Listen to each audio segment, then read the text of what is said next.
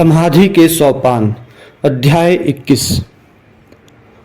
और तब गुरु की महिमा का वर्णन करते हुए एक वाणी ने मेरी आत्मा से कहा, वत्स, अपने गुरु पर असीम श्रद्धा रखो। उनकी कृपा से, उनके ज्ञान से तुम्हारी अंतरात्मा पुनर्जीवित हो उठी है। उन्होंने तुम्हारा चयन किया है तथा उनके द्वारा ही तुम पूर्ण बनाए गए हो। गुरु की अनुभूतियां शिष्य पर मूसलाधार वर्षा के समान गिरती हैं। यह सतत चलता है और इसे कोई रोक नहीं सकता। तुम्हारे प्रति उनका प्रेम असीम है। तुम्हारे लिए वे किसी भी सीमा तक जा सकते हैं। वे तुम्हें कभी नहीं त्यागेंगे। उनका प्रेम ही उनकी दिव्यता का प्रमाण है। उनका अभिशाप भी छद्म में वरदान है। तुम्हारे गुरु की अनुभूति तुम्हारे सामने प्रत्यक्ष और घनीभूत रूप में है। वस्तुतः उनके जीवन के परिवर्तन के द्वारा ही तुम आध्यात्मिक सत्य के दर्शन करते हो। तुम्हारे लिए और कोई मार्ग नहीं है। स्वयं को पूर्णतः गुरु के प्रति समर्पित कर दो। सब देवता भी क्या है, जिसने अपने स्वरूप की अनुभूति कर ली है वही सबसे महान आध्यात्मिक पुरुष है। जिसने आत्मा का दर्शन कर लिया है, उसकी महिमा को देखकर मनुष्य उस अनुभूति को विभिन्न रूपों में देख पाता है। गुरुदेव व्यक्तित्व की सीमा से बहुत अधिक हैं। उनके द्वारा आध्यात्मिक सत्य के सभी पक्ष प्रकाशित होते हैं।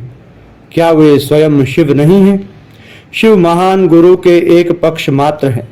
अपने गुरु का शिव रूप में ध्यान करो, इष्ट के रूप में ध्यान करो और ध्यान के सर्वोच्च क्षणों में तुम पाओगे कि गुरुदेव तुम्हारे इष्ट में विलीन हो गए हैं। आत्म साक्षात्कार के द्वारा आध्यात्मिक सत्य के मूर्त स्वरूप बने श्री गुरुदेव तुम्हारे सम्मुख खड़े हैं। फिर तुम भावनात्मक देवताओं या देवी देवताओं संबंधी धारणा को लेकर क्या करोगे? तुम जहां भी जाओगे गुरु तुम्हारे साथ रहेंगे, क्योंकि मनुष्य की सहायता करने के लिए उन्होंने निर्वाण का भी त्याग कर दिया है। इस रूप में वे सचमुच दूसरे बुद्ध हैं। उन्होंने अपने स्वरूप का साक्षात्कार कर लिया है, अतः उनका व्यक्तित्व और अधिक सत्य तथा शक्तिशाली हो उठा है। ब्रह्म चैतन्य लाभ करने के कारण वे अति मानवीय जीवन तथा ज्ञान से संपन्न हैं। जो ब्रह्म स्वरूप हो गया है, सभी देवता उसका नमन करते हैं। अपने गुरु की पूजा के परिप्रेक्ष्य में सभी आध्यात्मिकता के दर्शन करो।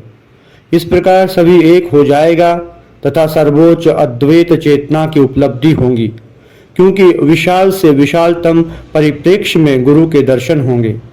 यहाँ तक कि तुम्हारे ज्ञान तथा भक्ति के विस्तार के अनुसार भी गुरु दर्शन होंगे। व्यक्तित्व के चरम विकास के द्वारा सर्वोपरि अहम शून्यता का, स्वयं आत्मा का साक्षात्कार होता है।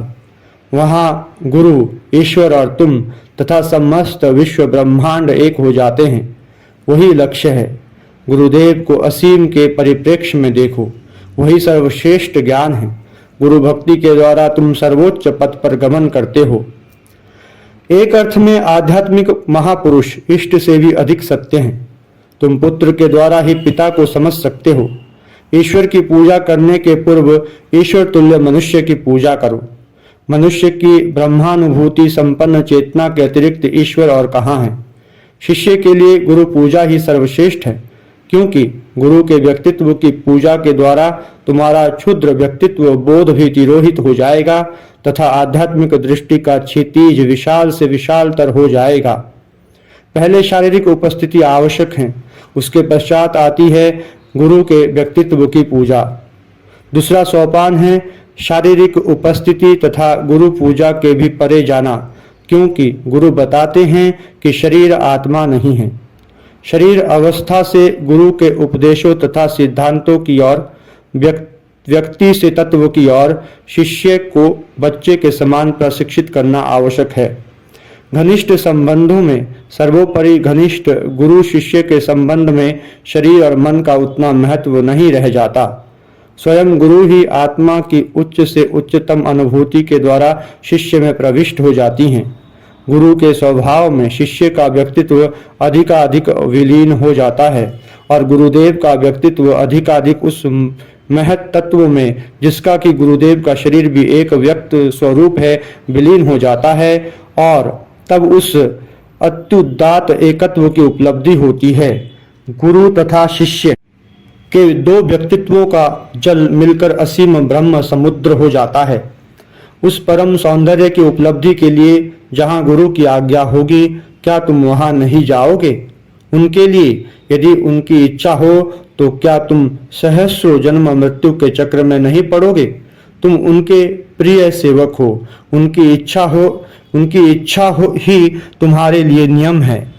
तुम्हारी इच्छा उनकी इच्छा का उपकरण मात्र है। उनका आदेश पालन करना यही धर्म है। जैसा कि शास्त्र कहते हैं, गुरु ही ईश्वर हैं, गुरु ही ब्रह्मा हैं, गुरु ही विष्णु हैं, गुरु ही महादेव हैं। वास्तव में वे ही परम ब्रह्म हैं। गुरु से बड़ा और कोई नहीं है।